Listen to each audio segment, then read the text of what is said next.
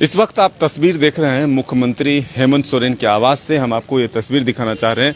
यहाँ पर विधायकों के आने का सिलसिला जो है फिर से एक बार शुरू हो चुका है। दिन में ही यह तय हो चुका था कि शाम को फिर से एक बार विधायकों की बैठक होगी और जो आवश्यक दिशा निर्देश हैं वो दिए जाएंगे। दिन भर सबकी निगाहें राजभवन पर टिकी रही कि आखिर कब तक वहाँ से फैसला जो है वो बाहर आता है। लेकिन अब शाम के लगभग 7 बज चुके हैं, लेकिन फिलहाल अभी तक जो है राजभवन से कोई जानकारी यानी कोई आदेश नहीं जारी हुआ है।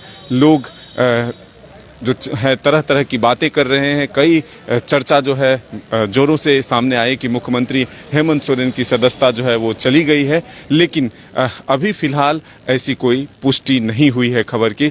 माना ये जा रहा है कि राज्यपाल के द्वारा जो है वो कानूनी सलाह लिया जा रहा है, उसके बाद इस फैसले को स्पीकर तक पहुंचाया जाएगा।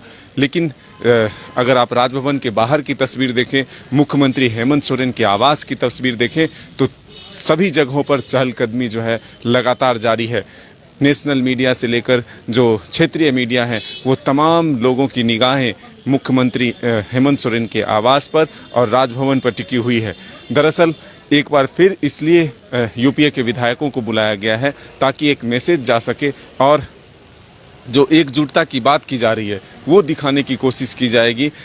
जो आगे का रणनीति है उस पर चर्चा होगी। तो हम कह सकते हैं कि अब से ठीक थोड़ी देर बाद मुख्यमंत्री हेमंत सोरेन की अध्यक्षता में फिर से यूपीए के विधायकों की बैठक होगी और आगे का जो रणनीति है उस पर चर्चा होगा।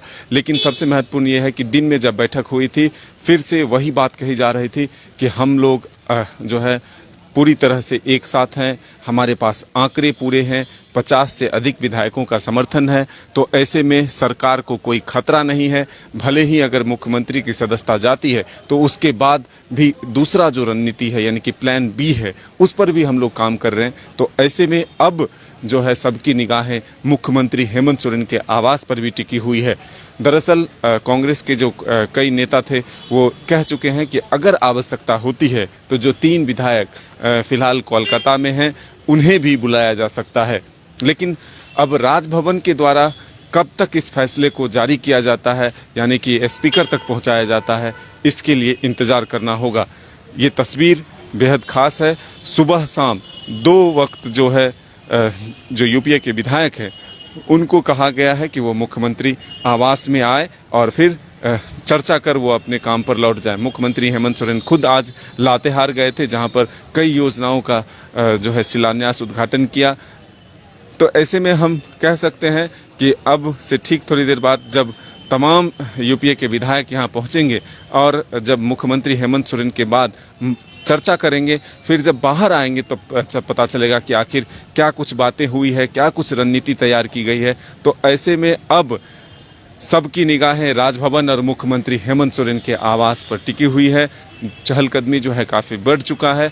अब फैसला क्या आता है इसके लिए हम सबों को इंतज़ार करना होगा। वहीं बीजेपी के द्वारा लगातार ट्वीट किए जाते हैं। बीजेपी के जो नेता हैं वो हमलावर हैं ट्वीट के माध्यम से, चाहे वो निशिकांत दुबे हो या फिर प्रदेश अध्यक्ष दीपक प्रकाश हो। तमाम जो नेता हैं वो लगातार बयान भी दे रहे हैं और कह रहे हैं कि सरकार जैसा काम की है वैसा सज़ा मिला है। तो अब जो स्थिति बनी है ऐसे में हम कह सकते हैं कि यूपीए की तरफ से ये दिखाने की कोशिश हो रही है कि तमाम जो उनके विधायक हैं वो एकजुट हैं, एक साथ हैं, 50 से अधिक के आंकड़े उनके पास हैं। तो अब जिस तरह से लगातार बैठक हो रही है ऐसे में हम कह सकते हैं कि हर परिस्थितियों का सामना करने के लिए तैयार है यूपीए यानी कि महागठबंधन।